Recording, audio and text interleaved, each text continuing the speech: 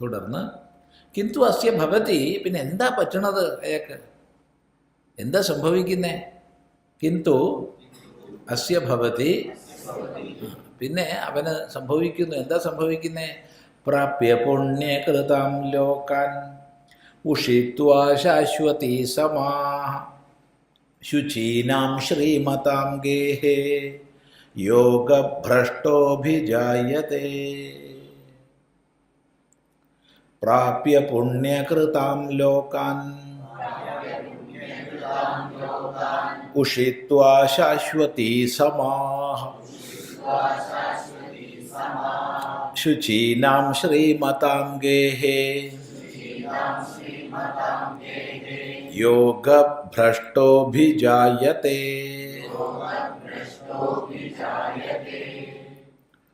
പുണ്യകൃതാം ലോകാൻ ഉഷിത്വാ പ്രാപ്യോ ശാശ്വതിഃ സമാഃ ഉഷിത്വാ ശുചീനാം ശ്രീമതാം ഗേഹേ യോഗഭ്രഷ്ടഃ അഭിജായതേ.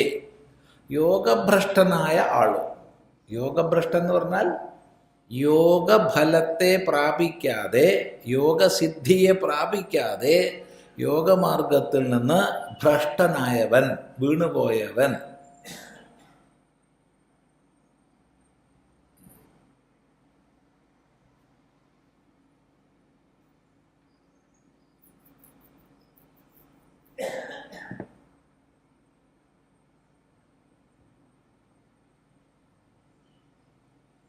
അപ്പോൾ യോഗസിദ്ധിയെ പ്രാപിക്കാതെ യോഗമാർഗത്തിൽ നിന്ന് നിപതിച്ചു പോയവനാണ് യോഗഭ്രഷ്ടൻ. അതൊന്നുകിൽ മരണം ഹേതുവായിട്ടാവാം, അല്ലെങ്കിൽ മറ്റെന്തെങ്കിലും കാരണാന്തരങ്ങളെ കൊണ്ട് ആ സാധനാമാർഗത്തിൽ നിന്ന് വീണുപോയി. അങ്ങനെ സംഭവിക്കാറുണ്ട് ധാരാളം. ഒരിക്കൽ നമ്മൾ ഒരു ഡോക്ടറുടെ അരികെ ഇരിക്കുകയായിരുന്നു. ഒരു ആയുർവേദ ആശുപത്രിയാണ്. അപ്പം അവിടെ പല രോഗികളുണ്ട്. അതിലൊരു രോഗി അവരുടെ പേര് പറഞ്ഞപ്പോൾ പേരിൻ്റെ കൂടെ ഗിരി എന്നുണ്ട്, വേറെ രോഗി പേരിൻ്റെ കൂടെ പുരി എന്നുണ്ട്. അപ്പോൾ പുരി ഗിരി എന്നുള്ള പേരൊക്കെ കേട്ടപ്പോൾ നമുക്കൊന്നും മനസ്സിലായില്ല, എന്താ അത്. അപ്പോൾ അവർ പോയതിന് ശേഷം ഡോക്ടറോട് ചോദിച്ചത് എന്താ അത്. അപ്പോൾ പറഞ്ഞ പരമ്പരയായിട്ട് പോരുന്ന പേരാണ്. ഏതോ കാലഘട്ടത്തിൽ ഒരു പുരി നാമമുള്ള സന്യാസിയുടെ മക്കളാണ്, ആ പരമ്പരയാണ്. മറ്റതൊരു ഗിരി നാമമുള്ള സന്യാസിയുടെ മക്കളുടെ പരമ്പരയാണ്. അപ്പം അവർ സന്യാസ ജീവിതത്തിൽ കഴിയവേ ഒന്നുകിൽ വിവാഹബന്ധത്തിൽ ഏർപ്പെട്ടു, അല്ലെങ്കിൽ അല്ലാതെ ഏർപ്പെട്ടു. അല്ലാതെ ഏർപ്പെട്ടാൽ സമൂഹം അംഗീകരിച്ചാൽ മാത്രമേ ആ പേര് വരുള്ളൂ, അല്ലാതെ വരില്ല. സമൂഹം അംഗീകരിച്ചില്ല ആ പേര് വരില്ല. ആരോ അച്ഛനാരാന്ന് അറിയില്ല എന്നേ പറയുള്ളൂ. പക്ഷെ സമൂഹം അംഗീകരിച്ചപ്പോൾ പേര് വരും മക്കൾക്ക്. അങ്ങനെ തലമുറകളായി വന്നതാണ് അത്തരം പേരുകൾ എന്നാണ് അന്ന് അദ്ദേഹം പറഞ്ഞു തന്നത്. പിന്നീട് ഇതിനെക്കുറിച്ച് മനസ്സിലാക്കാനിടയായി, കൂടുതൽ പഠിക്കാനിടയായപ്പോൾ അങ്ങനെ ധാരാളം ആയിരക്കണക്കിന് കുടുംബങ്ങൾ തന്നെ ഉണ്ട്.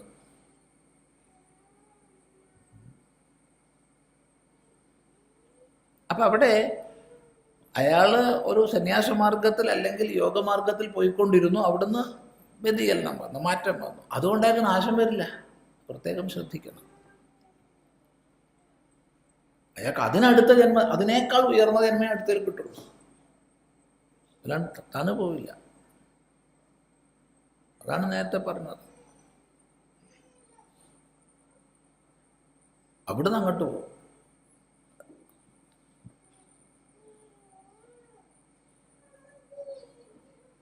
അപ്പൊ യോഗഭ്രഷ്ട, അങ്ങനെയുള്ള ആൾ യോഗഭ്രഷ്ട, യോഗത്തിൽ നിന്ന് ഭ്രംശിക്കപ്പെട്ട ആൾ, സാധനാമാർഗത്തിൽ നിന്ന് നിബന്ധിച്ചു പോയ ആൾ, യോഗസിദ്ധിയെ പ്രാപിക്കാതെ ഒന്നുകിൽ മരണപ്പെട്ടു, അല്ലെങ്കിൽ കാരണാന്തരങ്ങളെ കൊണ്ട് വഴിമാറി.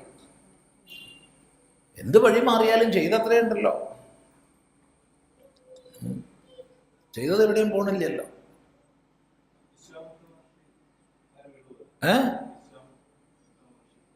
വിശ്വാമിത്ര മഹർഷി പിന്നെ പൊന്തിയല്ലോ. വിശ്വാമിത്ര മഹർഷിയെക്കുറിച്ച് നമ്മൾ ഇപ്പം ചിന്തിക്കേണ്ട. കാരണം വിശ്വാമിത്ര മഹർഷി 10 വർഷങ്ങൾക്ക് ശേഷം തിരിച്ചറിവുള്ള ആളായി. തിരിച്ചറിവോടുകൂടി പൂർവാധികം ശക്തമായി സാധനാമാർഗത്തിൽ അതേ ജന്മത്തിൽ തന്നെ മുന്നോട്ട് പോയി, വേറെ ജന്മത്തിലല്ല. അതുകൊണ്ട് ഒരിക്കലും വിശ്വാമിത്ര മഹർഷി ഒരിക്കലും യോഗഭ്രഷ്ടനായിട്ടില്ല. കാരണം പൂർവാധിക ശക്തിയോടുകൂടി ആ ജന്മത്തിൽ തന്നെ സാധനകളെ ചെയ്ത് മുന്നോട്ട് പോയി. അപ്പം പിന്നെ ക്രോധം വരാനിടയായി. അങ്ങനെ ക്രോധം വന്ന് വീണ്ടും ക്ഷയിച്ചു, പിന്നെയും ഉഷാറാക്കി.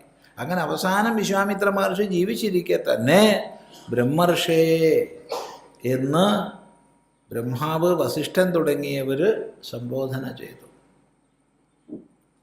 അതുകൊണ്ട് യോഗഭ്രഷ്ടരുടെ കൂട്ടത്തിൽ വിശ്വാമിത്രനെ പറഞ്ഞുകൂടാ.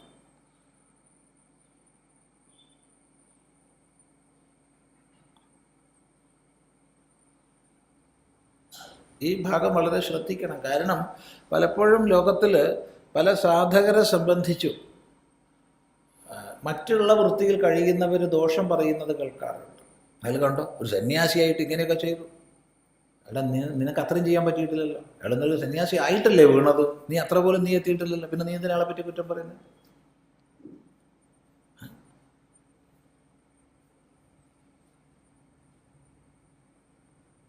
നോക്കൂ, ത്യാഗത്തിൻ്റെ മാർഗത്തിൽ അല്പമെങ്കിലും പോകണമെങ്കിൽ തന്നെ എത്രമാത്രം ഉൾക്കരുത്ത് വേണം. അതുണ്ടായിട്ട് പിന്നീട് അയാൾ വീണുപോയി, വീഴട്ടെ, നിനക്ക് അതുപോലും സാധിച്ചിട്ടില്ലല്ലോ. നീ എല്ലാ സുരക്ഷിതത്വത്തിൻ്റെയും മധ്യത്തിൽ ഇരുന്നിട്ടാണ് അയാളെ കുറ്റം പറയുന്നത്.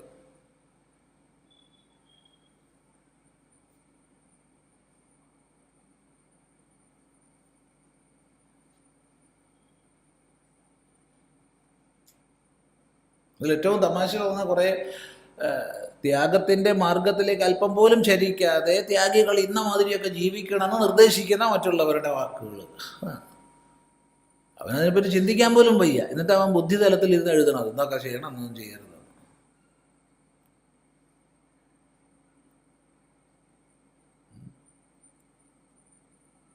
എന്തായിരിക്കണം സന്യാസിയുടെ ജീവിതക്രമം? മാതൃകാ സന്യാസി ആരായിരിക്കണം? ആരെഴുതണത്? ഗൃഹസ്ഥൻ. എടാ, നീ ആദ്യം സന്യാസിക്കടെ, എന്നിട്ട് എഴുത. നീ മാതൃകാ ഗൃഹസ്ഥനെ കുറിച്ച് എഴുത.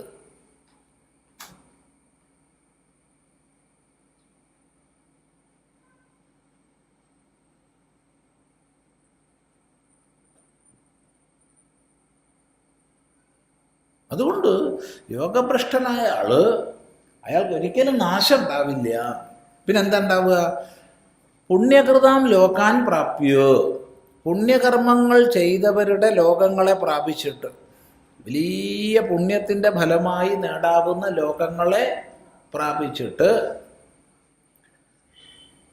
അവിടെ ശാശ്വതിഹി സമാഹ ഉഷിത്വ, അവിടെ ശാശ്വതങ്ങളായ സംവത്സരങ്ങളെ താമസിച്ചിട്ട് എന്ന് പറഞ്ഞ അർത്ഥം ദീർഘകാലം താമസിച്ചിട്ട്. അത്ര എടുത്താൽ മതി, അല്ലാണ്ട് എല്ലാ കാലവും ഒന്നും എടുക്കരുത്.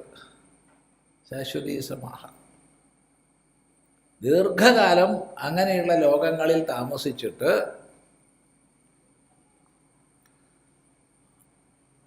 ശുചീനാം ശ്രീമതാം ഗേഹേ, ശുചികളും ശ്രീമാന്മാരുമായവരുടെ ഗേഹത്തിൽ,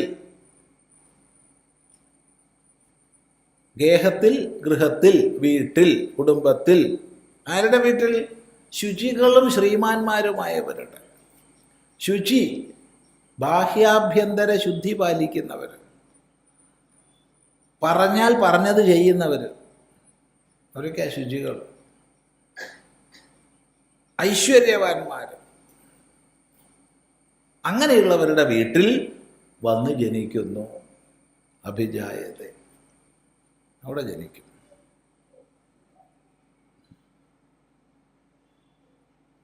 അപ്പം ചെയ്ത സാധനയുടെ ഫലമായിട്ട് വലിയ പുണ്യകർമ്മങ്ങൾ ചെയ്തവർക്ക് ലഭിക്കുന്ന ലോകങ്ങളെ ലഭിക്കുന്നു. സാധകന്മാർക്ക് ചെയ്ത സാധനയുടെ ഫലരൂപമായിട്ട് വളരെ സുഖകരമായ ജീവിത സാഹചര്യങ്ങൾ ലഭിക്കും.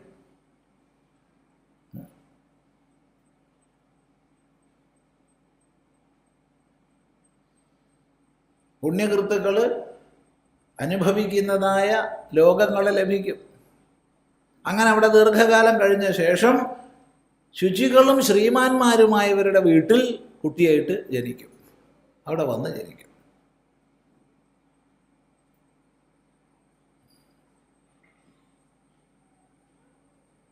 പറഞ്ഞത് പാലിക്കുന്നവരുടെ കുടുംബക്കാർ, അങ്ങനെയുള്ള കുടുംബം.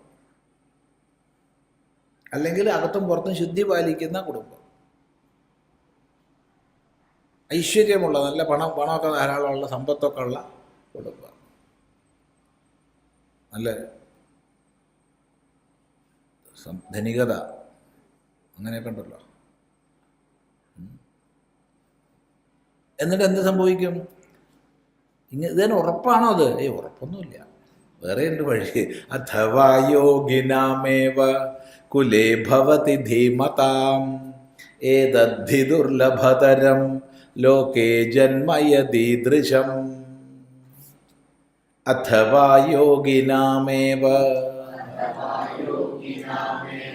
കുലേ ഭവതി ധീമതാം ഏതദ്ധി ദുർലഭതരം ലോകേ ജന്മയദീദൃശം. അഥവാ അങ്ങനെ അല്ലെങ്കിൽ എന്ന് പറയാൻ കാരണം ഭഗവാൻ വലിയ ഉറപ്പൊന്നുമില്ല ഇപ്പം അതിൽ. അത് ശുചീനാം ശ്രീമതാം ഗേഹേ എന്നുള്ളത് ഉറപ്പിച്ച് പറയാൻ പറ്റില്ല.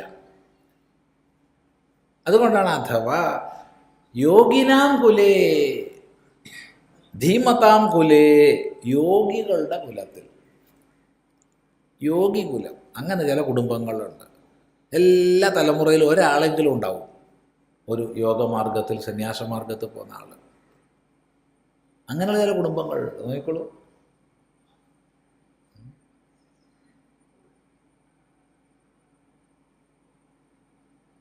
അങ്ങനെയുള്ള കുടുംബത്തിൽ വന്ന് ജനിക്കുക. ധീമത, വളരെ ബുദ്ധിശാലികളുടെ കുടുംബത്തിൽ വന്ന് ജനിക്കുക. അങ്ങനെ ചില കുടുംബങ്ങളുണ്ടല്ലേ, ഒക്കെ ബുദ്ധിശാലികളായ മക്കളൊക്കെ നല്ല നല്ല ബുദ്ധിയുള്ള ആൾക്കാർ മാത്രം. അങ്ങനെയുള്ള ബുദ്ധിമാന്മാരുടെ കുടുംബത്തിൽ വന്ന് ജനിക്കും. യോഗികളുടെ കുടുംബത്തിൽ വന്ന്, ഈ യോഗികുലം എന്താണെന്ന് മനസ്സിലാക്കണേ. അങ്ങനെ ചില കുടുംബങ്ങളുണ്ട്. ആ കുടുംബത്തിൽ എപ്പോഴും എല്ലാ തലമുറയിലും ഒരു യോഗിയെങ്കിലും ഉണ്ടാവും, ഒന്നോ രണ്ടോ ഉണ്ടാവും. സന്യാസിമാരായിക്കൊള്ളണമെന്ന് ഒരു നിയമമില്ല. പറഞ്ഞു എന്ന് മാത്രം. ആരെങ്കിലും അങ്ങോട്ട് പോരാച്ചാൽ പോരട്ടെ വിചാരിച്ചിട്ട് പറഞ്ഞു മാത്രം.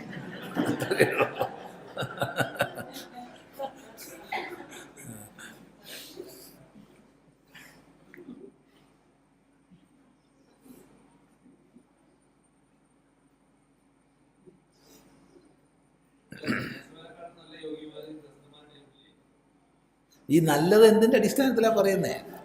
സന്യാസിമാരെയൊക്കെ നല്ല ഗൃഹസ്ഥന്മാരില്ലേ, ഗൃഹസ്ഥന്മാരെയൊക്കെ നല്ല സന്യാസിമാരില്ലേ, എല്ലാത്തിലും നല്ലതുണ്ട്. നോക്കൂ, ഒരാളെ പറ്റിയും പറയാൻ വയ്യ. നമുക്ക് സന്യാസിയേക്കാൾ നല്ല ഗൃഹസ്ഥനില്ലേ? ഉണ്ടാവാം. ഗൃഹസ്ഥനേക്കാൾ നല്ല സന്യാസിയില്ലേ? ഉണ്ടാവാം. രണ്ടിലും കെട്ട ആൾക്കാരില്ലേ? ഉണ്ടാവാം. ഏതെങ്കിലും ഒരാളെയോ രണ്ടാളെയോ ചൂണ്ടിയിട്ട് മൊത്തത്തിൽ പറയാൻ പറ്റില്ല നമുക്ക്. ഏത് ലോകത്തിലും ഏത് സമൂഹത്തിലും നന്മയും തിന്മയും ഉണ്ട്.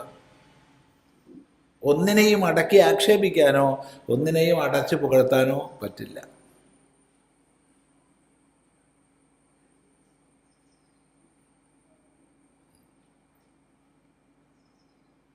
പറ്റുമോ? ഇല്ല. അതുകൊണ്ട് ഇവിടെ ഭഗവാൻ അതൊന്നും പറഞ്ഞിട്ടില്ല. യോഗികളുടെ കുലത്തിൽ അല്ലെങ്കിൽ ധീമാന്മാരുടെ ബുദ്ധിമാന്മാരുടെ കുലത്തിൽ ജനിക്കും. പക്ഷേ ഇത് വളരെ ദുർലഭാട്ടോ. ഏതദ്ധി ദുർലഭതരം, ഇത് വളരെ ദുർലഭമാണ്. ഈ പറഞ്ഞത് ഇത് യോഗികളുടെ കുലത്തിൽ വന്ന് ജനിക്കുക, ബുദ്ധിമാന്മാരുടെ കുലത്തിൽ വന്ന്, ബുദ്ധിമാന്മാരുടെ കുലമേ വളരെ കുറവായിരിക്കും. അങ്ങനെ ചില കുലം ഉണ്ടെന്നാണ് പറയണത്. നാട്ടിലങ്ങനെ ചില ചൊല്ലൊക്കെ ഉണ്ടില്ലേ? ചില കുലങ്ങളെക്കുറിച്ച് പ്രത്യേകിച്ച് ബുദ്ധിമാന്മാരെന്ന് അങ്ങനെ പറയില്ല. അറിയോ? അറിയില്ല. നാട്ടുവർത്താനം കേട്ടിട്ടുണ്ട്. അതിൻ്റെ പ്രാമാണികമായിട്ടുള്ളതല്ല കേട്ടോ. പട്ടരിൽ പൊട്ടൻ മൈസ്രേട്ട് എന്ന് കേട്ടിട്ടുണ്ട്. ഇല്ല, അത് പട്ടരിൽ പൊട്ടനില്ല, പട്ടരിൽ പൊട്ടൻ മൈസ്രേട്ടാണ്. പട്ടരിൽ ഏറ്റവും പൊട്ടൻ എന്ന് പറഞ്ഞാൽ ചുരുങ്ങിയത് മൈസൂരട്ടെങ്കിലായിട്ടുണ്ടാവും. ഞാനിത് കേട്ടിട്ടാരും മൈസൂരട്ട് കേസൊന്നും എടുക്കരുതേ, തമാശ പറഞ്ഞതാ. അപ്പം ഒന്നും പറയാൻ വയ്യേ, കാരണം ഇതൊക്കെ റെക്കോർഡ് ചെയ്ത് പിറ്റേന്ന് നമ്മൾ പറഞ്ഞു കഴിയുന്നതിന് മുമ്പ് ലോകം മുഴുവൻ എത്തുന്നുണ്ട്. അങ്ങനെ നാടൻ വർത്താനം കേൾക്കുന്നുണ്ട് നമ്മൾ.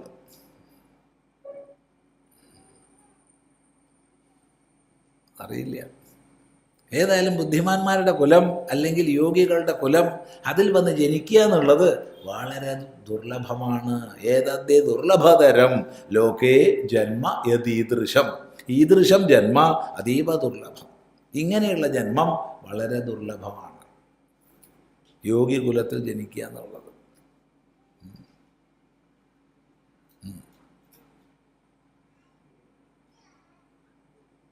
യോഗി കുലങ്ങൾ തുടരുക എന്നുള്ളത് തന്നെ വളരെ ദുർലഭമാണ് അല്ലേ? യോഗി കുലങ്ങൾ തുടരുക എന്നുള്ളത് തന്നെ ദുർലഭമാണ്. കാരണം ഒക്കെ യോഗികളായി പോയി കഴിഞ്ഞാൽ പിന്നെ കുട്ടികളുണ്ടാവുക, അപ്പോൾ കുലം അവിടെ നിന്ന് പോകും. വളരെ ദുർലഭമാണ്.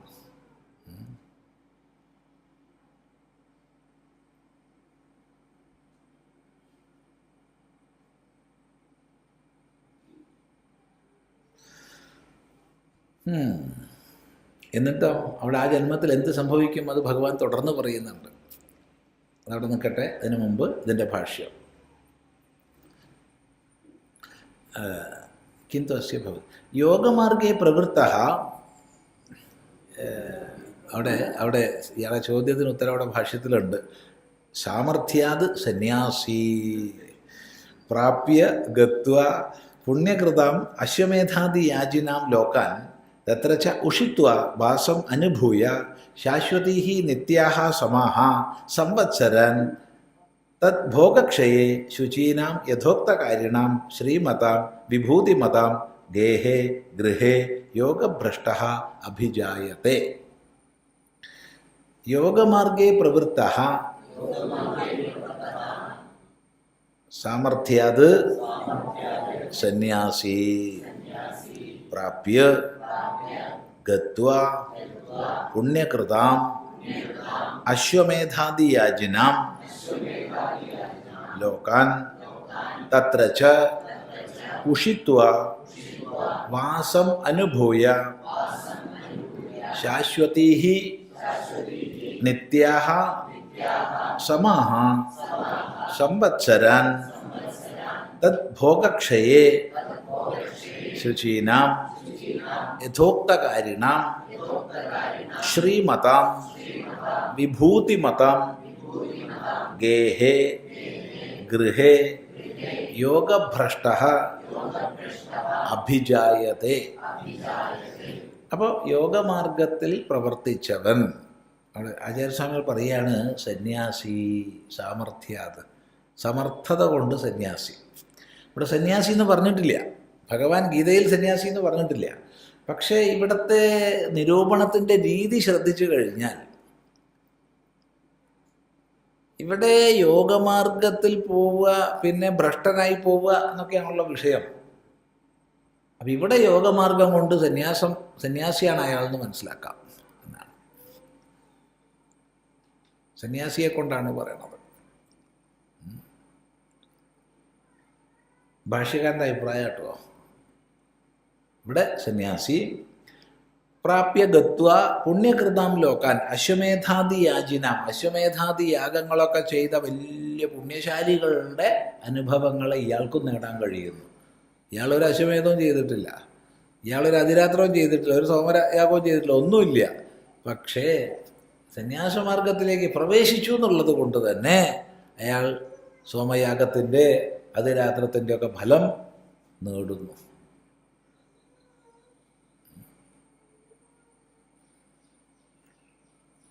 തത്ര ച ഉഷിത്വ വാസം അനുഭൂയ നിത്യാഃ സമാഃ സംവത്സരാൻ, കുറേ കാലം അവിടെ സുഖമായി താമസിക്കുന്നു. അങ്ങനെയുള്ള സ്വർഗലോകങ്ങളിൽ ദേവേന്ദ്രൻ്റെ പദവിയിൽ അല്ലെങ്കിൽ ദേവലോകത്തിലൊക്കെ വളരെ കാലം താമസിച്ച് ഈ ലോകത്തിലും അതിന് സമമായ അനുഭവങ്ങൾ ഉണ്ടാവും അയാൾക്ക്.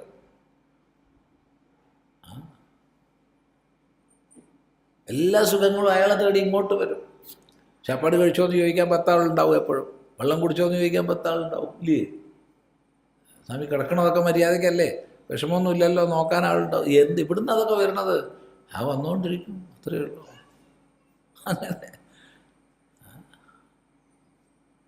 അപ്പം മറ്റേ വേറൊരു വിഭാഗം പറയും, അത് നിങ്ങൾ ആളെ പറ്റിച്ചിട്ടാണ്. നീ പറ്റിച്ചു നോക്ക്, നിനക്കത് കിട്ടുമെന്ന്. നിങ്ങൾ ആളെ പറ്റിച്ചിട്ട് ജീവിക്കുകയാണ്. ആരാ ആളെ പറ്റിക്കാണ്ട് ജീവിക്കണത്? ഇല്ലേ? ഡോക്ടർ പറയാണ് ഈ മരുന്ന് കഴിച്ചോളൂ, എന്തായാലും രോഗം മാറും. ഉറപ്പുണ്ടോ അയാൾക്ക് മാറുന്നു? എന്താ അഭിപ്രായം? ഞാൻ പഠിച്ച വിദ്യ അനുസരിച്ച് ഇന്നിന്ന ലക്ഷണങ്ങളോട് കൂടിയ രോഗത്തിന് ഇന്ന ഔഷധം സേവിച്ചാൽ മാറാൻ സാധ്യതയുണ്ട്. പക്ഷെ അങ്ങനെയാണോ പറയുക? ഇത് കഴിച്ചോളൂ, ഒരാഴ്ച കഴിച്ചോളൂ, രോഗം മാറും കേട്ടോ. സ്കൂളിൽ ടീച്ചർ പറയുകയാണ് ഇതൊക്കെ നീ പഠിച്ചോളൂ, പഠിച്ചാൽ നീ മിടുക്കനാവും. എങ്ങനെ? ഇത് പഠിച്ച് ഞാനെങ്ങനെ മിടുക്കനാവുക? ഇതൊക്കെ പഠിച്ചാൽ നിനക്ക് ജോലി കിട്ടും, ഉറപ്പുണ്ടോ?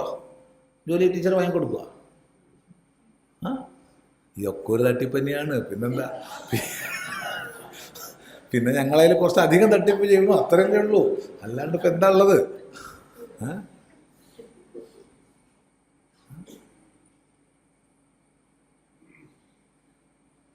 ഞാനിവിടെ തോക്കും പിടിച്ചു നിന്നാൽ രാജ്യം രക്ഷിക്കപ്പെടുന്നു പറയാം. ഇപ്പുറത്തു കൂടെ മറ്റൊരു അകത്ത് നുഴഞ്ഞു കയറിയിട്ടുണ്ടെങ്കിലോ? അതതിൻ്റെ പ്രശ്നം. പുറത്തുനിന്ന് വരുന്നതിനേക്കാൾ ഭീകരൻ അകത്തുണ്ട്. അപ്പോൾ രാജ്യരക്ഷാമന്ത്രി പോരാ, അപ്പോൾ ആഭ്യന്തരമന്ത്രി തന്നെ വേണം. ഇതൊക്കെ ഒരു വിശ്വാസത്തിൻ്റെ മുകളിലുള്ള പോക്കാണ്, ഇല്ലേ? ആലോചിച്ച് നോക്കൂ.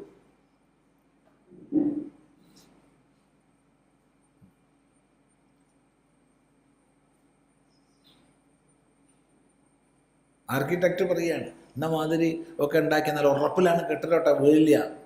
ഒരു നിശ്ചിത വൈബ്രേഷൻ വരെ വരുന്നതിനെ അവർ കണക്കാക്കുന്നുള്ളൂ. അതിലധികം വൈബ്രേഷനുള്ള ഭൂമികുലുക്കം വന്നാലോ ആദ്യം വീഴ ഈ അപകടമുള്ളതായിരിക്കും. ഇതൊക്കെ ഒരു തട്ടിപ്പിൻ്റെ മുകളിലാണ് ഈ ലോകം മുഴുവൻ പോണത്. അതുകൊണ്ടാണ് നമ്മൾ പറഞ്ഞ ദിഗ്ഗജങ്ങളുടെ കൊമ്പിൻ്റെ മുകളിലാണ് ഭൂമിയെ നിർത്തിയിട്ടുള്ളതെന്ന്. 4 ഭാഗത്തും ദിഗ്ഗജങ്ങൾ ഭൂമിയെ കൊമ്പുകൊണ്ട് താങ്ങി നിർത്തുക എന്നാ. അപ്പോൾ വല്ലാതെ ക്ഷീണിക്കുമ്പോൾ ഒന്നിളക്കും. ഈ ഒരു ബാലൻസിൻ്റെ മുകളിൽ നിൽക്കാതെ അത്രയേ ഉള്ളൂ.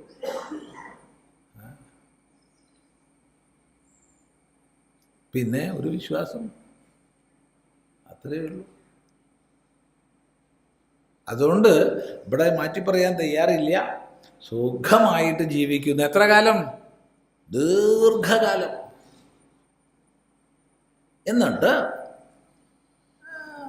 ശുചിയും ശ്രീമാനുമായവരുടെ ഗൃഹത്തിൽ ജനിക്കും. ശുചീനാം യഥോക്തകാരിണാം. ഇവിടെ ശുചികളുടെ, ശുദ്ധിയുള്ളവരുടെ എന്നുള്ളതിന് ഭാഷ്യകാരൻ പറയുന്ന അർത്ഥം യഥോക്തകാരിണാം എന്നാ, പറഞ്ഞത് പാലിക്കുന്നവരുടെ. ലോകത്തിൽ ഏറ്റവും വലിയ ശുദ്ധി അതാ. കുളിക്കണതോ കുറിയിടണതോ ഒന്നുമല്ല, പറഞ്ഞ് ചെയ്യുക എന്നുള്ളതാണ് ഏറ്റവും വലിയ ശുദ്ധി. അങ്ങനെ പറഞ്ഞത് പാലിക്കുന്നവരുടെ വിഭൂതിമതം, സമ്പന്നന്മാർ, ശ്രീമാന്മാർ, ഐശ്വര്യത്തിൽ ആരുടെ സേവയാണോ ലക്ഷ്മി ചെയ്യണത് അങ്ങനെയുള്ളവരുടെ. വീട്ടുവേലയ്ക്ക് ലക്ഷ്മിയാണ്, എല്ലാ കാര്യങ്ങളും ലക്ഷ്മി നോക്കുക. അങ്ങനെയുള്ളവരുടെ ഇല്ലേ വീടുകളിൽ, സമ്പന്നന്മാരുടെ വീടുകളിൽ യോഗഭ്രഷ്ടഹാഭിജായത, യോഗഭ്രഷ്ടൻ ജനിക്കും.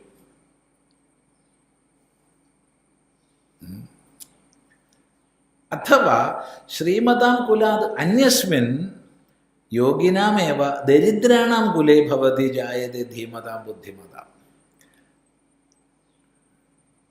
അഥവാ ശ്രീമതാം കുലാത് അന്യസ്മിൻ യോഗിനാമേവ ദരിദ്രാണാം കുലേ ഭവതി ജായതേ ധീമതാം ബുദ്ധിമതാം. ഏതദ്ധി ജന്മ യത് ദരിദ്രാണാം യോഗിനാം കുലേ ദുർലഭതരം ദുഃഖലഭ്യതരം പൂർവം അപേക്ഷ്യ ലോകേ ജന്മ യദീദൃശം യഥോക്ത വിശേഷണേ കുലേ. ഇവിടെ ഈ യോഗികളുടെ എന്നുള്ളതിന് ലക്ഷണമായൊരർത്ഥ ഭാഷ്യകാരൻ എഴുതണത്. എന്താ അങ്ങനെ എഴുതിയെന്ന് ചോദിച്ചാൽ പറയാൻ വയ്യ, എനിക്കറിയില്ല. ദരിദ്രന്മാരുടെ എന്നാണ് പറഞ്ഞത്. അവിടെ യോഗികൾ വെച്ചാൽ യോഗാഭ്യാസ നിരതർ, യോഗികൾ, എല്ലാ തലമുറയിലും യോഗികൾ ഉണ്ടാവുന്ന കുലങ്ങൾ.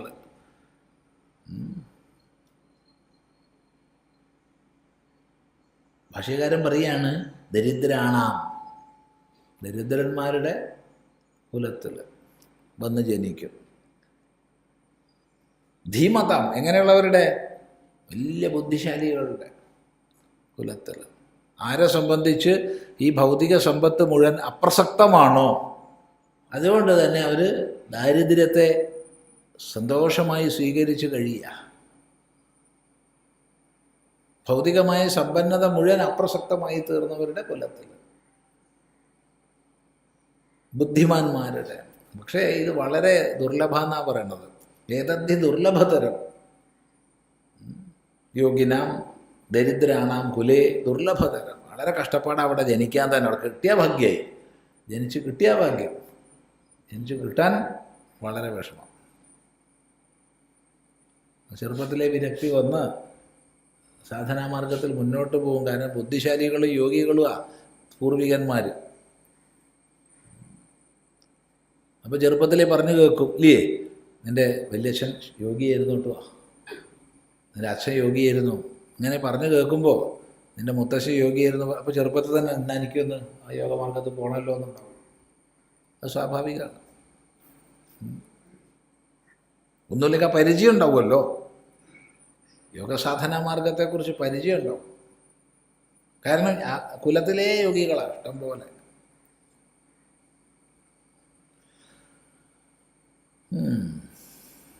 ലോകേ ജന്മ യതീദൃശം, ഈ ദൃശമായ ജന്മം വളരെ ദുർലഭമാണെന്ന് പറയുന്നു. വ്യക്തമാണല്ലോ, ഇല്ലേ? എന്നിട്ട് അവിടെ ജനിച്ചിട്ടോ, അപ്പോൾ ഏതൊക്കെ ജന്മ പറഞ്ഞേ? ശുചീനാം ശ്രീമതാം യോഗിനാം ധീമതാം, അല്ലേ? 4 പദങ്ങളാണ് പറഞ്ഞേ. 1 ശുചീനാം ശ്രീമതാം, 2 യോഗിനാം ധീമതാം ഗൃഹേ കുലേ അഭിജായതേ. ബുദ്ധിമാന്മാരുടെ, ധനികന്മാരുടെ, ശുചികളുടെ, യോഗികളുടെ കുലത്തിൽ വന്ന് ജനിക്കുന്നു. ഇതൊക്കെ വിശിഷ്ടന്മാരാണ്. അവിടെ വന്ന് ജനിച്ചാൽ എന്ത് സംഭവിക്കും? തത്ര തം ബുദ്ധി സംയോഗം ലഭതേ പൗർവദൈഹികം.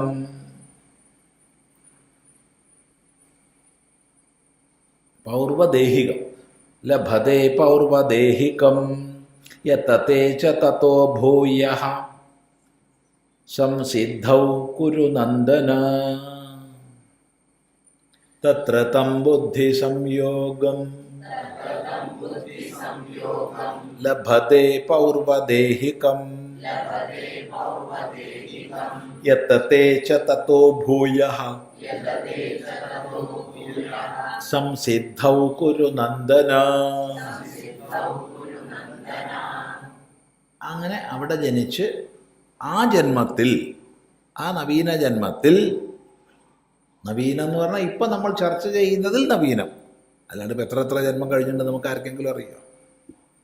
ആ ജന്മത്തിൽ ഒരു പ്രത്യേക അവസ്ഥയിലെത്തുമ്പോൾ പൗർവദൈഹികം ബുദ്ധി സംയോഗം ലഭതേ. പൂർവജന്മത്തിൽ ചെയ്തു വെച്ച ആ ബുദ്ധിയുമായൊരു സംയോഗം ലഭിക്കും.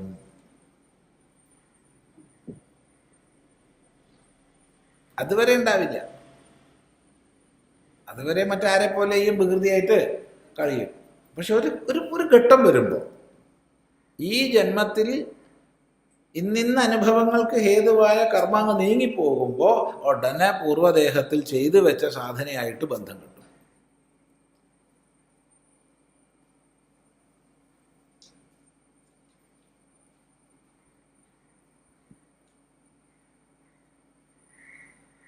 അത് ചിലപ്പോൾ ഒരു സമാനമായ കർമ്മത്തിൻ്റെ പിന്തുടർച്ച ഉണ്ടാവാം. തീർത്തും വിലക്ഷണങ്ങളായ കർമ്മങ്ങളായിരിക്കാം, വിലക്ഷണമായ കർമ്മമായിരിക്കാം.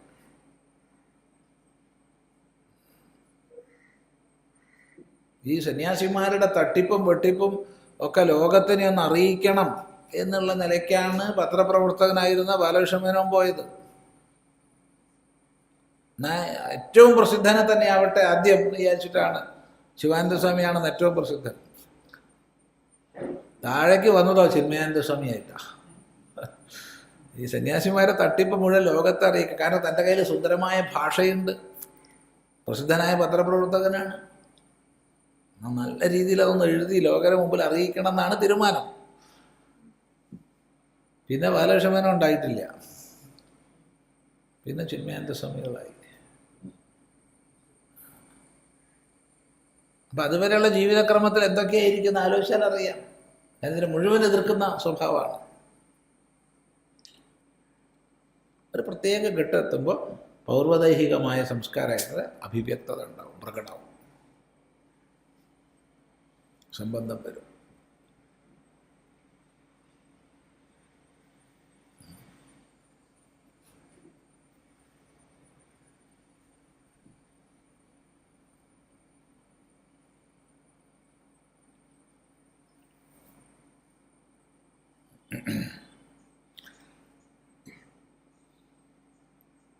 തതഃ അനന്തരം എന്ത് സംഭവിക്കും? യതതേച്ച ഭൂയഃ, വർദ്ധിച്ച തോതിൽ പ്രയത്നിക്കും.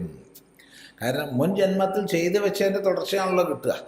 അപ്പം അതിനേക്കാൾ അധികം പ്രയത്നിക്കും ഈ ജന്മത്തിൽ.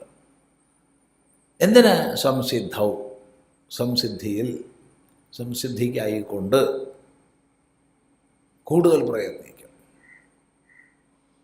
കാരണം യോഗഭ്രഷ്ടനാണ്. അപ്പോൾ ഓർമ്മ ഉണ്ടാവുമോ ഞാൻ യോഗഭ്രഷ്ടനായിരുന്നു? അതല്ല, ആ ബുദ്ധി സംയോഗം ഉണ്ടാവും, അത്രയേ ഉള്ളൂ. അല്ലാണ്ട് കഴിഞ്ഞ ജന്മത്തിൽ ഞാൻ ഇന്നത് ചെയ്തു അതൊന്നും അല്ല. അതിൻ്റെ തുടർച്ചയായിട്ട് കിട്ടുകയായി. അയാളെ ചിന്താഗതി മുഴുവൻ മാറി. സത്യത്തിൽ മാറുകയല്ല, അത് ആ ശേഖരിച്ച് അതുമായിട്ട് ബന്ധം കിട്ടുകയാണ്.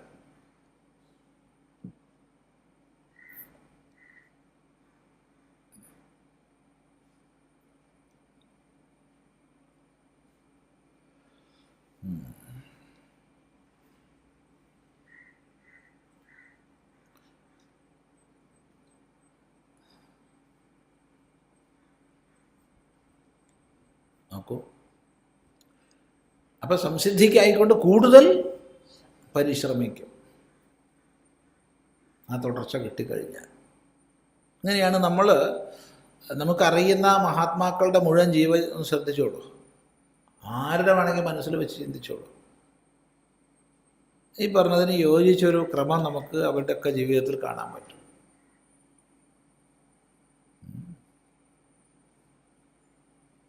ചിലർ ജനിച്ച് കൊച്ചുനാൾ മുതലേ തൊട്ടിരുന്നവരുണ്ടാവും. ചിലർ പ്രത്യേക പ്രായം വരുമ്പോൾ പെട്ടെന്ന് അതുമായിട്ട് ബന്ധം വരുന്നവരുണ്ടാവും.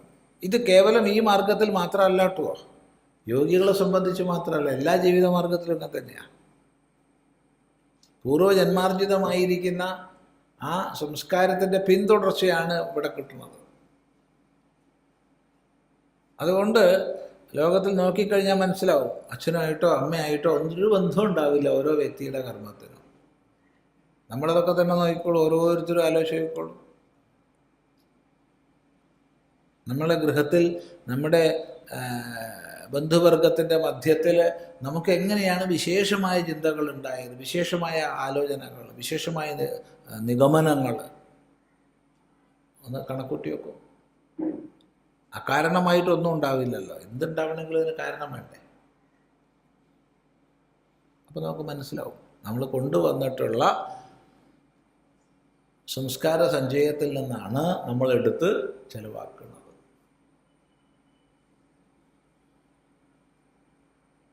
ശ്രദ്ധിക്കുക. നോക്കൂ, തത്ര യോഗിനാം കുലേ തം ബുദ്ധിസംയോഗം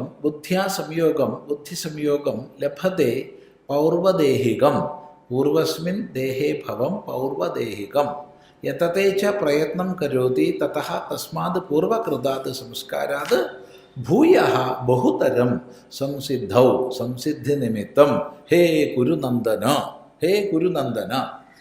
തത്ര യോഗിനാം കുലേ തം ബുദ്ധിസംയോഗം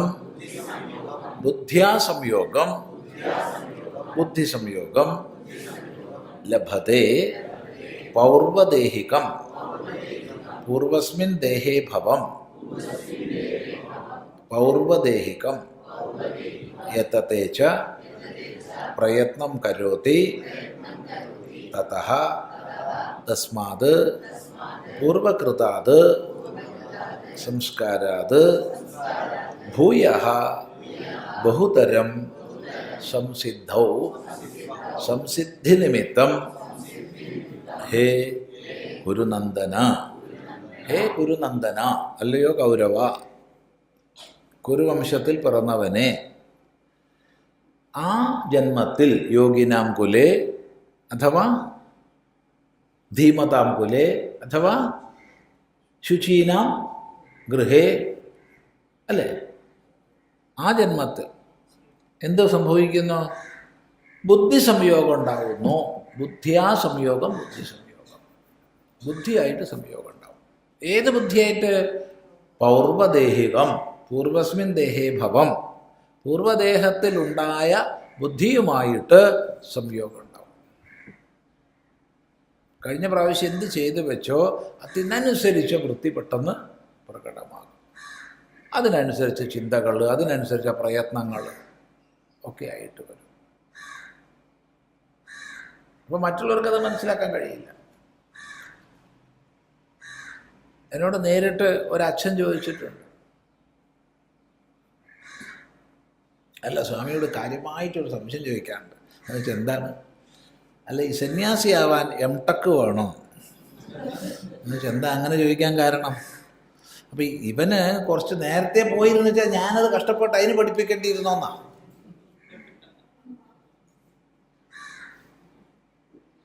അയാളുടെ മകൻ M.Tech കഴിഞ്ഞ് വേറെ എന്തൊക്കെയോ കോഴ്സ് കഴിഞ്ഞിട്ടാണ് സന്യസിക്കാൻ പോയത്. അപ്പം എന്നാൽ കുറച്ച് നേരത്തെ പോയിക്കൂടെ ഇരുന്നോ? അതിനൊക്കെ പഠിപ്പിക്കേണ്ടിയിരുന്നോ? ചില്ലാൻ എത്ര മുടക്കി?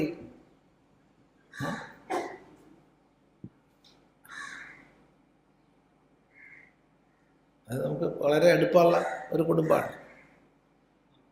ഈ പറഞ്ഞ മകൻ സന്യാസിയാണ്, അമൃതാനന്ദമയി മഠത്തിൽ സന്യാസിയാണ്, മാതാനന്ദമയി മഠത്തിൽ സന്യാസിയാണ് അദ്ദേഹം.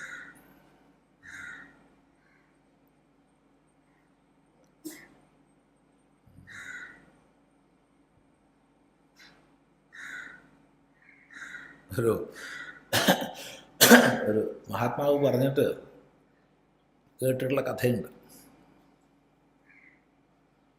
തമിഴ്നാട്ടിലാണ്. വലിയ ആശ്രമഭക്തന്മാരായിട്ടൊരു കുടുംബം. വലിയ ആശ്രമഭക്തന്മാർ വെച്ചാൽ വലിയ ആശ്രമഭക്തന്മാരാണ്. അങ്ങനെ ഇയാളും പത്നിയും വയസ്സായി വരിക. അങ്ങനെ വയസ്സായി വരിക. അപ്പോഴാണ് ചിന്ത വരുന്നത്. അപ്പോൾ അവർക്ക് 3 മക്കളാണ്.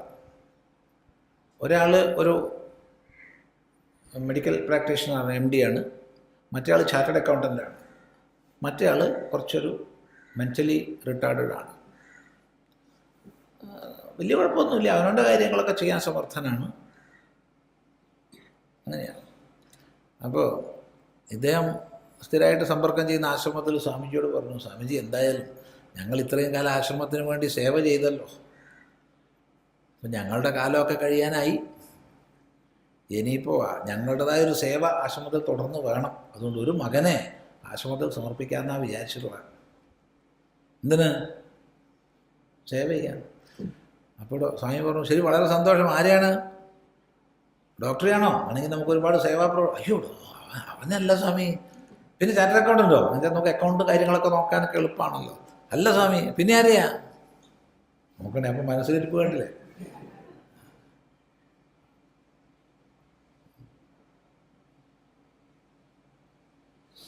അപ്പോൾ മറ്റവർക്കുള്ളതിനേക്കാൾ ഷെയർ കൂടുതൽ പ്രോപ്പർട്ടി ഇവൻ്റെ പേരിലാണ് എഴുതി വെക്കുന്നത്. ആ പ്രോപ്പർട്ടിയോട് കൂടി അവനെ ആശ്രമത്തിൽ ഒരു പ്രോപ്പർട്ടിയും വേണ്ട, നിങ്ങൾ നോക്കുന്നതിനേക്കാൾ നന്നായിട്ട് ഞങ്ങൾ നോക്കിക്കൊള്ളാം, പക്ഷേ അവൻ്റെ സേവയും സമർപ്പണമൊന്നും വേണ്ട. സേവ സമർപ്പണമാണെങ്കിൽ മറ്റേ രണ്ടിലേതെങ്കിലും ഒന്ന്, അല്ലാണ്ടല്ല.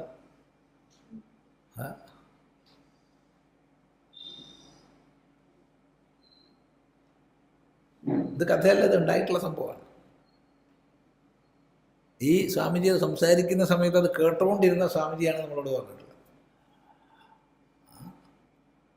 അതിലാദ്യം പറഞ്ഞ സ്വാമിജി ഇപ്പോൾ ഇല്ല, എത്രയോ കഴിഞ്ഞ തലമുറയിൽപ്പെട്ട ആളായിരുന്നു. ഈ രണ്ടാമത്തെ സ്വാമിജിനെ ഈ അടുത്ത് നമ്മൾ കണ്ടു, പോയിട്ട് നമസ്കരിച്ച് പോയിട്ട്. അദ്ദേഹത്തിന് 98 വയസ്സായി.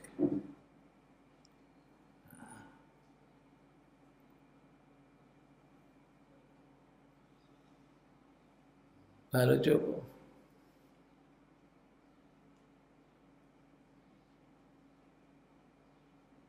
അപ്പൊ വിലക്ഷണങ്ങളായ ജീവിത വൃത്തികളിൽ പോയി പെട്ടെന്ന് ഈ ഒരു ബുദ്ധി സംയോഗം വന്നു കഴിഞ്ഞാലോ അതിലുപരിയായിട്ട് പരിശ്രമിക്കും. അത് ബാഹ്യമായിട്ടൊന്നും പറയാൻ വയ്യ. അങ്ങനെ അയാൾക്ക് ആദ്യം എംടെക്ക് പഠിക്കുന്നതിന് മുമ്പ് പോയിക്കൂടെ ഇരുന്നോ എന്ന് ചോദിക്കുന്നതിൽ വല്ല അർത്ഥമുണ്ടോ?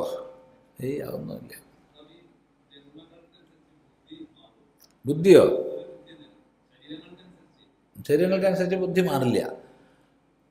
പക്ഷേ കർമാന്തരങ്ങളിലുള്ള ദോഷങ്ങളെ കൊണ്ട് ഈ ബുദ്ധി പ്രകടമാകാൻ പറ്റുന്നതല്ലാത്ത രീതിയിലൊക്കെ ശരീരം വരാം. വേറെ എന്തൊക്കെ കർമ്മങ്ങൾ അതിന് തടയുന്നതായിട്ടുണ്ട് നോക്കണ്ടേ. ഏത് തരം അനുഭവവിശേഷമാണ് അടുത്തതിൽ വരേണ്ടത് എന്നുള്ളതിനനുസരിച്ചിരിക്കില്ലേ. അപ്പം അതിനനുസരിച്ച് ഉപാധിയുടെ ഗുണദോഷങ്ങൾ വരും. ഇപ്പോൾ കയ്യ് ഒരാൾക്ക് നേത്രേന്ദ്രിയത്തിന് കുഴപ്പമില്ല, പക്ഷേ കണ്ണ് എന്നുള്ള ഗോളകം പ്രശ്നമാണെങ്കിലോ കാഴ്ച ഉണ്ടാവില്ല. അപ്പം ഈ സംസ്കാരങ്ങളൊക്കെ അടക്കി വെച്ച് പിറ്റത്തെ ജന്മത്തിലേ പിന്നെ അതിൻ്റെ പിന്തുടർച്ച ഉണ്ടാവും.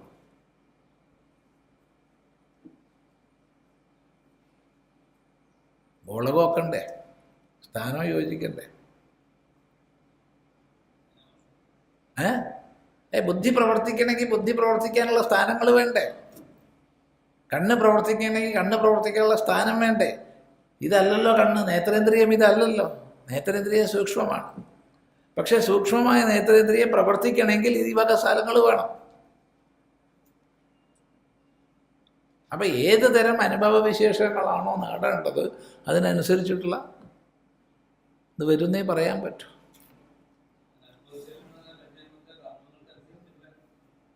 തുടർച്ച വരും. ആ തുടർച്ച വന്നു ചേരും. ജന്മാന്തരത്തിൽ ചെയ്ത കർമ്മത്തിൻ്റെ പിന്തുടർച്ച ലഭിക്കുന്ന ഭഗവാൻ പറയുന്നത്. യോഗഭ്രഷ്ടനായിട്ടുള്ള ആൾക്ക് ഈ ജന്മത്തിൽ ആ ചെയ്തു വെച്ച യോഗസാധനയുടെ ബാക്കി തുടർച്ച കിട്ടും.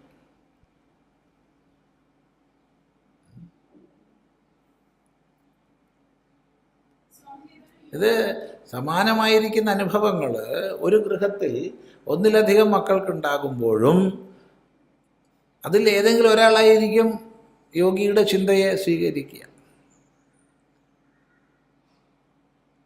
വെങ്കടരമണൻ സ്കൂളിലേക്ക് ഇമ്പോസിഷൻ എഴുതിക്കൊണ്ടിരിക്കുകയാണ്. അപ്പോൾ പേപ്പറിൽ ആദ്യമേ 1, 2, 3, 100 വരെ എഴുതി വെച്ചിട്ടുണ്ട്. നമ്പർ 100 വരെ എഴുതിയിട്ടുണ്ട്. 35, 36 ഒക്കെ ആകുമ്പോഴത്തേക്ക് പെട്ടെന്ന് ഈ കുട്ടി ചിന്തിക്കുക, ചത്ത് പോയി കഴിഞ്ഞാൽ ഇമ്പോസിഷൻ ഒന്നും എഴുതണ്ടല്ലോ. അപ്പം പെട്ടെന്ന് ചിന്ത, എന്താ ചത്ത് പോവുക എന്ന് പറഞ്ഞാൽ ഉടനെ കടലാസും പെന്നും മാറ്റി വെച്ച് നീണ്ടു നിവർന്ന് അവിടെ കിടന്നു. എന്നാൽ ഞാൻ ചാവുകയാണ്. കാലിൻ്റെ നഖം മുതൽ ഇങ്ങോട്ട് സങ്കല്പിച്ചു, ചത്തു ചത്തു ചത്തു ചത്തു. നെഞ്ചൊക്കെ ആയപ്പോഴത്തേക്ക് ഒരു വെയ്റ്റ്ലെസ് ആയിട്ടുള്ള അവസ്ഥ തോന്നി എന്നാണ് പറയുന്നത്. അവാച്യമായ എന്തോ ഒരു അനുഭൂതി വിശേഷത്തിൽ ആ കുട്ടി പോയി.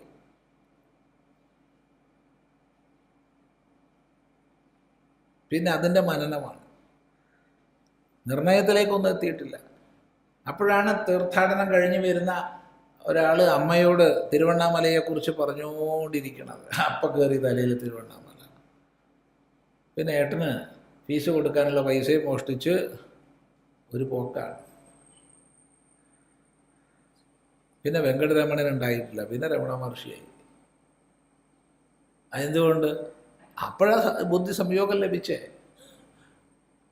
അല്ലെങ്കിൽ ഒരു കാരണവശാലും 1 മുതൽ 100 വരെ നമ്പർ ഇട്ട് വെക്കില്ലായിരുന്നു. 1 എന്താണോ ഇമ്പോസിഷൻ, ആ വാക്ക് എഴുതുക, അടുത്തത് 2 എഴുതുക, 3 എഴുതുക, അങ്ങനെയാണ്. ഇതല്ല, 100 വരെ നമ്പർ ഇട്ട് വെച്ചിട്ടുണ്ട്. അതിൽ 30 എത്രയോ കഴിഞ്ഞപ്പോഴാണ്, 35 36 മറ്റോ ആണ് ഈ കുട്ടിക്ക് ഈ ചിന്ത വന്നത്. അപ്പോൾ ഒക്കെ ഉപേക്ഷിച്ചു.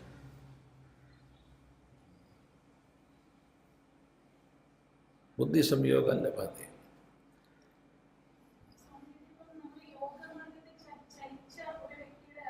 അതെ,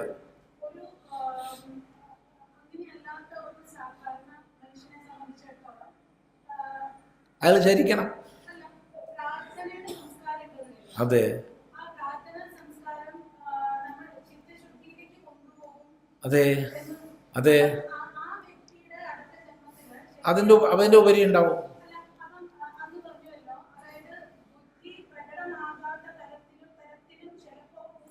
അതെ, അത് ഏത് കർമ്മങ്ങൾ എന്നുള്ളതിനനുസരിച്ചിരിക്കും.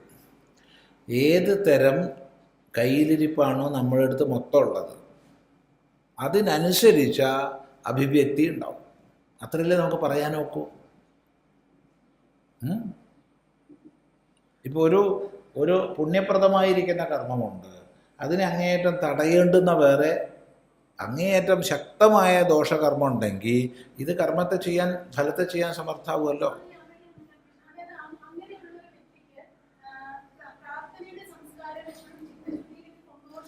അതെ, ബാക്കി നിൽക്കുന്നത് തത്വജ്ഞാനി ആവാത്തത് കൊണ്ട് അതിൻ്റെ അതിൻ്റെ അതിൻ്റെ എന്താ പറയേണ്ടത്, പ്രഭാവം കുറയുന്നുള്ളതിൽ സംശയമൊന്നുമില്ല. സാധനകളിലൂടെ, ജപങ്ങളിലൂടെ, സത്കർമ്മങ്ങളിലൂടെ ദുഷ്കർമ്മങ്ങളുടെ പ്രഭാവം കുറയും എന്നുള്ളതിൽ യാതൊരു സംശയവുമില്ല. പക്ഷെ കുറയുന്നേ പറയാൻ പറ്റുള്ളൂ, ഇല്ലാതാവുമെന്ന് പറയാൻ വയ്യ. അപ്പോൾ പിന്നെയും പിന്നെയും പിന്നെയും ചെയ്യുന്നെ, അപ്പോൾ കുറഞ്ഞ് കുറഞ്ഞ് കുറഞ്ഞ് കുറഞ്ഞ് അതിന് പ്രഭാവം ഇല്ലാണ്ടാവും. അത് മതിയല്ലോ. അപ്പോൾ പൂർവദൈഹികമായിരിക്കുന്ന കർമ്മവുമായി സംബന്ധം വന്നു കഴിഞ്ഞാലോ ഭൂയ, പൂർവകൃതാത് ഭൂയ, പണ്ട് ചെയ്തതിനേക്കാൾ വർദ്ധിച്ച തോതിൽ യോഗസംസിദ്ധിക്കായിക്കൊണ്ട് അയാൾ പരിശ്രമിക്കുന്നു.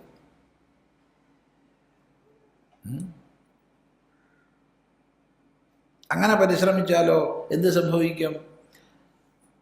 കഥം പൂർവദേഹ ബുദ്ധി സംയോഗം തദിതി ഉച്യത്തെ. എങ്ങനെയാണ് പൂർവദേഹ ബുദ്ധി സംയോഗം എന്ന് പറയുന്നത്? അത് പറയുന്നു,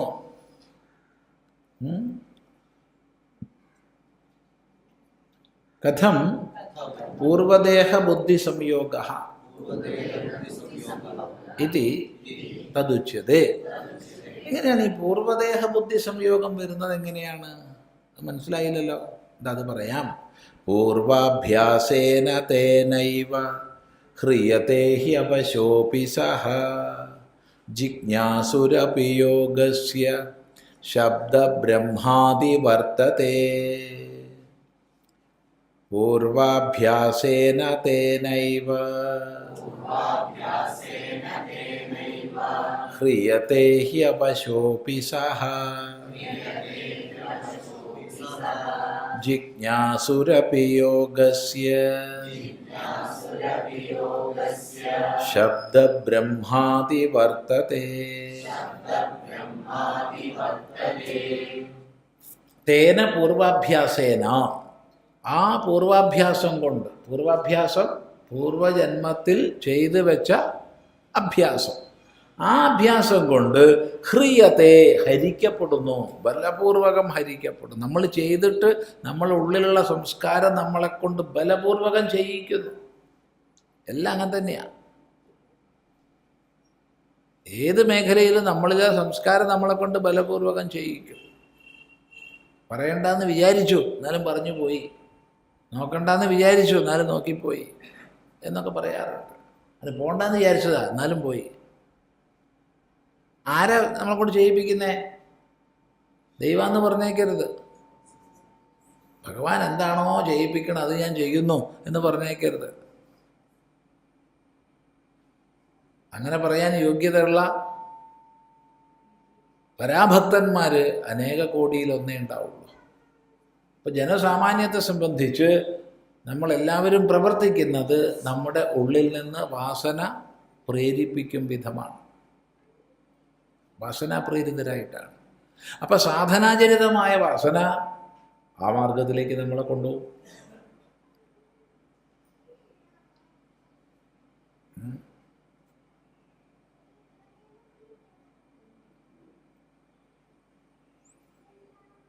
അവശോപി സഹ, അവശനായിട്ട് അവൻ അതിനാൽ ആകർഷിക്കപ്പെടും.